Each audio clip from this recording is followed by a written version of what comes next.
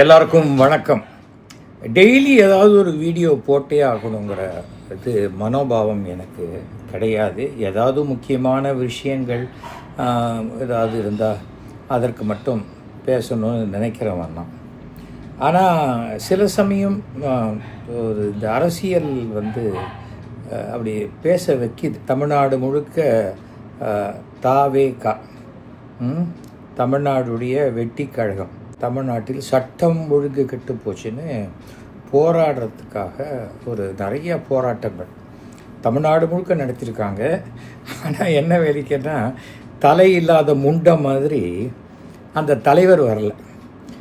தலைவருக்கு இது தெரியப்படுத்தினாங்களா, இல்லை தலைவருக்கு அது வரக்கூடிய நிதானத்தில் அவர் இருந்தாரா, வந்தால் பேசக்கூடிய நிதானமாக அவர் இருந்தாரா, இல்லை இது நடந்ததே அவருக்கு தெரியுமா தெரியாதா, ஒரு தெளிவான மனோபாவத்தில் அவர் இருந்தாரா, எதுவும் நமக்கு தெரியாது. ஆக மொத்தம் தலை வரல.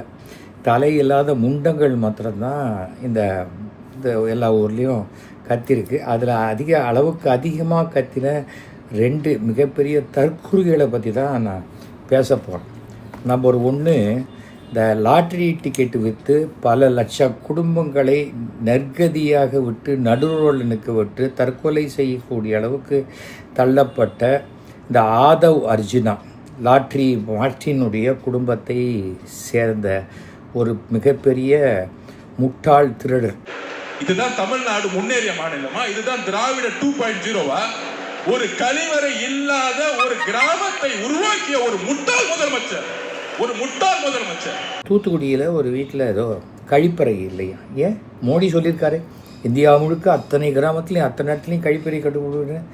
அப்போது மோடியை சொல்ல வேண்டியதான், நீ உனக்கு துணிச்சல் இருந்தால். முட்டாள் முதலமைச்சர்னு சொல்லக்கூடிய அளவுக்கு பொறுக்கித்தனமான வார்த்தை வருதுன்னா அது எவ்வளோ ஒரு பொறுக்கியாகவும் திருடனாகவும் எத்தனையோ குடும்பத்தை கெடுத்தவனாக இருந்தால் அவன் வாயிலேருந்து தான் இந்த வார்த்தை வரும்.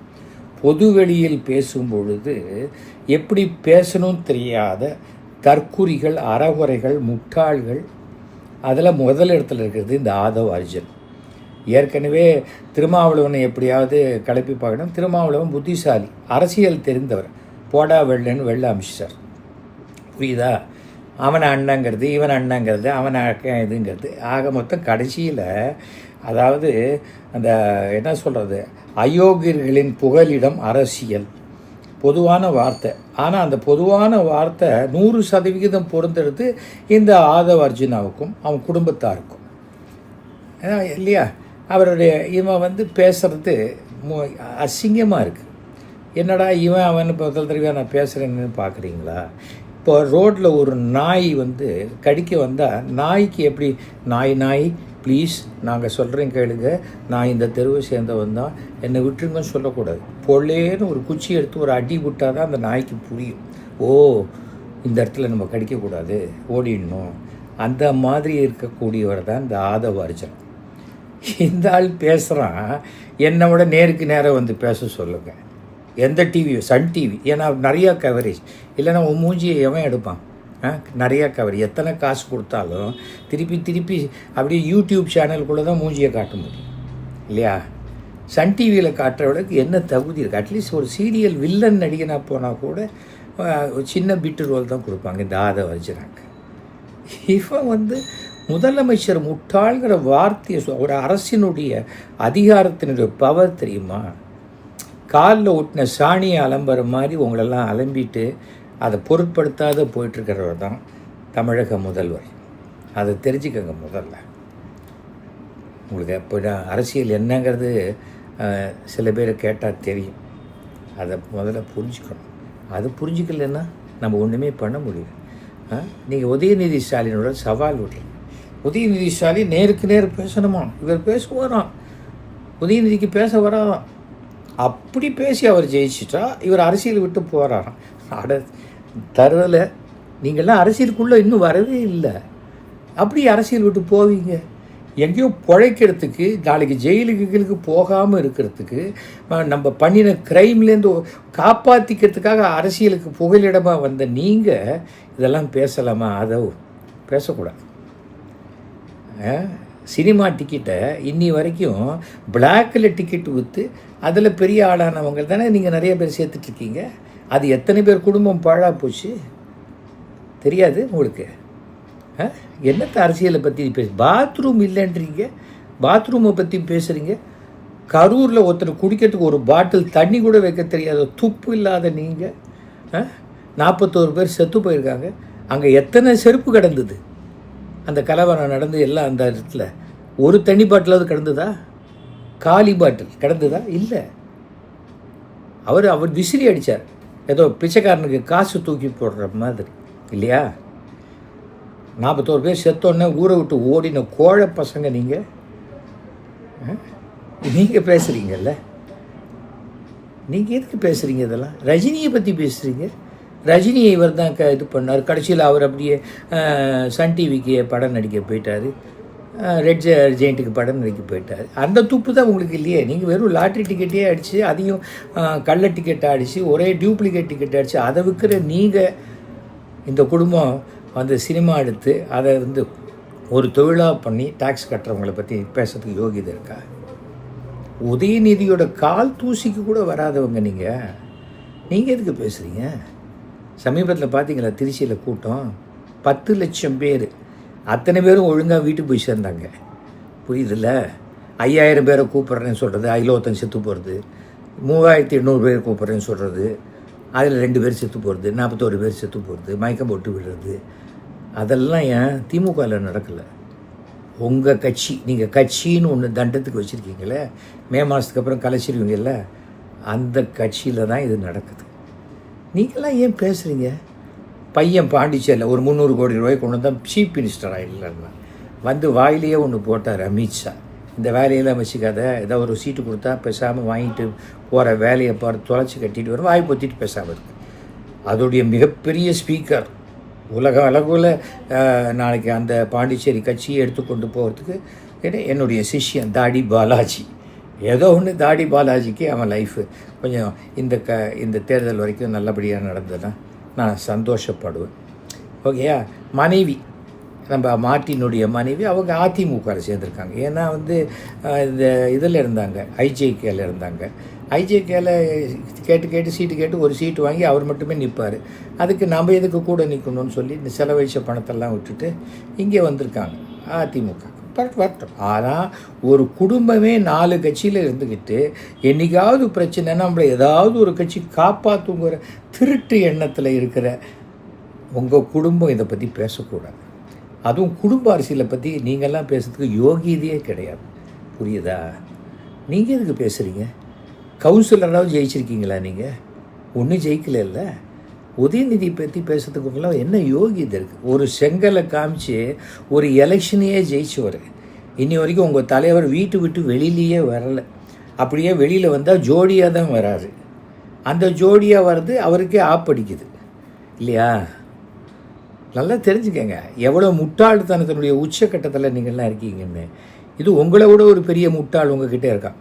இந்த அருண்ராஜ் ஐஆர்எஸ், அந்த ஐஏஎஸ், ஐபிஎஸ்ஸு, ஐஆர்எஸ் இதெல்லாம் பெரிய நல்லா படித்து ரொம்ப மூளை இருக்கிறவங்க. அது மூளை இருக்கணும்னு அவசியம் இல்லை, கிரிமினல் புத்தி இருந்தால் போகிறோன்னு நிரூபித்தது வந்து அண்ணாமலை. இப்போ அண்ணாமலை செட்டு தான் உங்களுக்கு உள்ள, அண்ணாமலை தான் குரு இல்லையா? அந்த அண்ணாமலை மாதிரி தான் ஐஆர்எஸில் இருந்துக்கிட்டு அங்கே ஒன்றுமே செய்ய முடியாமல் அதை விட இங்கே ஜாஸ்தி சம்பாதிக்கலாம் அப்படின்னு இங்கே வந்த அந்த ஆள் தற்குறி முதல்வர்னு பேசுகிறான் அந்த முட்டாள். 7 மாசமா ஒரு மாநிலத்துக்கு ரெகுலர் டிஜிபி கூட போட முடியல. எங்களை பார்த்து தற்குறின்னு சொல்றீங்களே, நீங்க தான் சார் தற்குறி.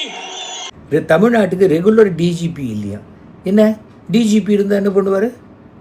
நேராக அவரே போய் பைக் எடுத்துகிட்டு போய் உங்கள் தலைவர் இருக்கார் விசை மாதிரி நேராக போய் அப்படியே குற்றத்தை தடுத்துருவாரா? அறிவு வேணாம்? ஒரு இன்ஸ்பெக்டர் செய்கிற வேண்டிய டிஜிபி செய்வாரா? ஏசி பண்ண வேண்டியது, டிசி பண்ண வேண்டியது, இதெல்லாம் வந்து டிஜிபி பண்ணுவாரா? அறிவு வேணாமா? ஒரு விஷயத்தை பப்ளிக்கில் பேசும்போது முட்டாள் கூட்டத்தை வச்சுருக்கீங்க. அந்த கூட்டம் எல்லாத்துக்கும் தான் கை தட்டும், ஓட்டு வராது. உங்களுக்கு மே மாதம் அப்படி புரியும். அது வரைக்கும் உங்களுக்கு பைத்தியம் தெரியாது. என்ன பண்ண முடியும்? ஆனால் உங்கள் அத்தனை பேரையும் சேர்க்குற அவளுக்கு கீழ்ப்பாக்கத்தில் இடம் இல்லை. ஆனால் நிர்வாகிகங்கிற பேரில் ஒரு தலைவனையே முட்டாளாக அடிக்கக்கூடிய ஒரு நல்ல குழு சிறப்பாக இருக்கீங்க. உங்களை யாருமே அழிக்க முடியாது, நீங்களே போகிறோம். என்ன பப்ளிக்கில் போய் பேசுகிறீங்க? என்ன ஒரு கற்பழிப்பு அப்படின்னா லாண்ட் ஆர்டர் ப்ராப்ளமா? அது எங்கள் வீட்டில் பீரோலேருந்து நகை திருட்டு போச்சுன்னா லாண்ட் ஆர்டர் ப்ராப்ளமா? அறிவு வேணாம். தனிப்பட்ட க்ரைம், அது இண்டிவிஜுவல் க்ரைம். அந்த க்ரைமுக்கு உண்டான விஷயத்தை பெரியாதே பேசணும். பெண்களும் பாதுகாப்பாக இருக்கணும், பெண்களுக்கும் பாதுகாப்பு கிடைக்கணும். அதே சமயத்தில் நம்ம வீட்டிலேயே சொல்லலையா, பார்த்து போப்பா, நல்லபடியாக போடா, ஜாக்கிரதையாக போயிட்டு வா அப்படின்னா, நான் ரோட்டில் குறுக்க ஓடுவேன், லாரி மாத்திரம் என் மேலே அடிச்சுது, நீ மார்ச்சரிக்கு தான் போகணும். அவ்வளோதான், என்ன பண்ண முடியும்? நான் நடு ரோட்டில் ஓடுவேன், அங்கே ஓடுவேன், இங்கே ஓடுவேன். நான் பாருங்க, எனக்கு அம்மா இருக்காங்க, மனைவி இருக்காங்க, பொண்ணு இருக்கா, பேத்தி இருக்கா, புரியுதா? அதே போல் முதலமைச்சருக்கும் இருக்காங்க. அதை கேள்வி கேட்குறதுக்கெல்லாம் உங்களுக்கு அருகதையே கிடையாது. உங்கள் தலைவர் முதல்ல ஒழுக்கமாக இருக்கானா, நேர்மையாக இருக்கானா, அதெல்லாம் நீங்கள் பார்த்துக்கங்க. அதுக்கப்புறம் அடுத்தவங்களை பற்றி நீங்கள் பேசலாம். நீங்கள் என்ன வானத்துலேருந்து குதிச்சிட்டிங்க, வெறும் ஆட்டு புழுக்க மாதிரி ஒன்றுமே இல்லை. நீங்களே நினச்சிக்கிட்டு இருக்கீங்க. உங்களை யாராவது சொல்கிறாங்களா? இங்கே இது வரைக்கும் உங்கள் கட்சிக்கு யாராவது கூட்டணிக்கு வந்திருக்காங்களா? வேறு எங்கேயுமே போக வழியே இல்லாத செங்கோட்டையன் வந்தார். வேறு யார் வந்தாங்க? இப்போ வந்த ஒரு முஸ்லீம் பார்ட்டியும் வேணாம், உங்களை நம்ப மாட்டேன்ட்டு வெளில போயிட்டாங்க. உங்களை காட்டி பேரம் பேசி அரசியலுக்கு பண்ணாங்களே தவிர உங்களை நம்பி ஒருத்தம் கூட வரவே இல்லையே. யோசிச்சு பார்த்தீங்களா? கடையை திறந்து உங்கள் உறுப்பினர்களே உங்ககிட்ட வந்து அப்ளிகேஷன் ஃபார்ம் வாங்கிட்டு போனாங்களே, எவன் ஃபில்லப் பண்ணி கொடுத்தா? உங்கள் யோகியதையே உங்களுக்கு தெரியல. கண்ணாடியை பாருங்கள் முதல்ல, அப்புறம் நீங்கள் அடுத்தவங்களை பற்றி பேசலாம். அரசியலை விட்டு போயிடுறேன். நீங்கள் அரசியலுக்கே நீங்களாம் வரவே இல்லை. அந்த முனையில் கூட நீங்கள் நிற்கலை. சமூக நீதியை பற்றி உங்களுக்கு என்ன தெரியும்? எத்தனை குடிசைகள் அப்படியே அந்த கூவத்து ஓரமாக இருந்த அத்தனை குடிசைகளையும் இருக்கிற எல்லாரையும் கண்டு வந்து இன்றைக்கி கட்டிடத்தில் வச்சது கலைஞருடைய ஆட்சி தெரியுமா? தமிழ்நாட்டில் கலைஞருடைய சாதனைகள் தெரியுமா? நம்ம ஊழல் உங்களை என்ன ஊழலை பற்றி நீங்கள் பேசிக்கிட்டு இருக்கீங்க? சைக்கிளில் போன உங்கள் நிர்வாகியெல்லாம் இன்றைக்கி எப்படி இனோவா கார் வாங்கினா?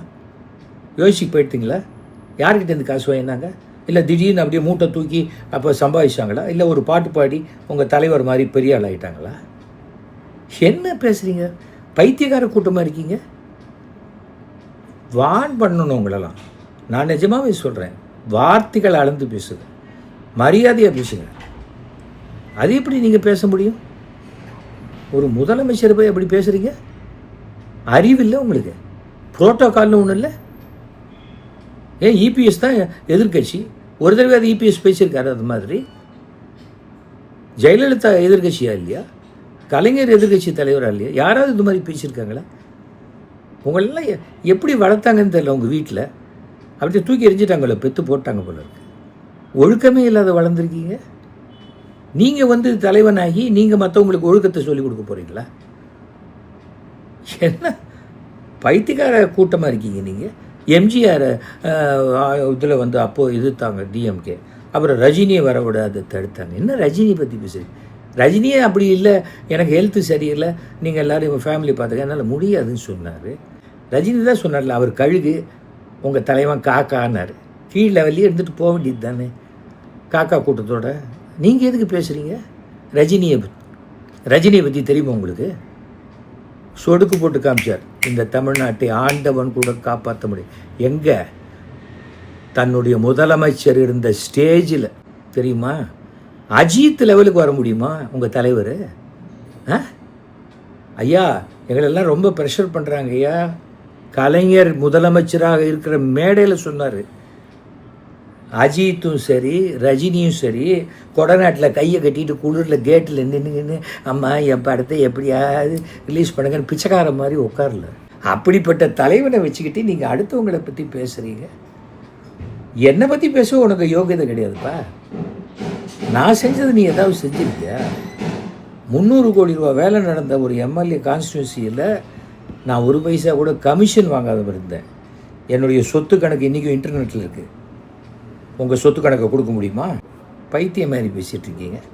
இதில் IRS நீ தான் அபியாஸ் வந்தாச்சு இல்லை, அப்புறம் என்ன IRS? சர்வீஸில் இருக்கும்போது தான் IRS, அதான் ரிசைன் பண்ணிட்டு வந்தாச்சு, அப்புறம் என்ன IRS?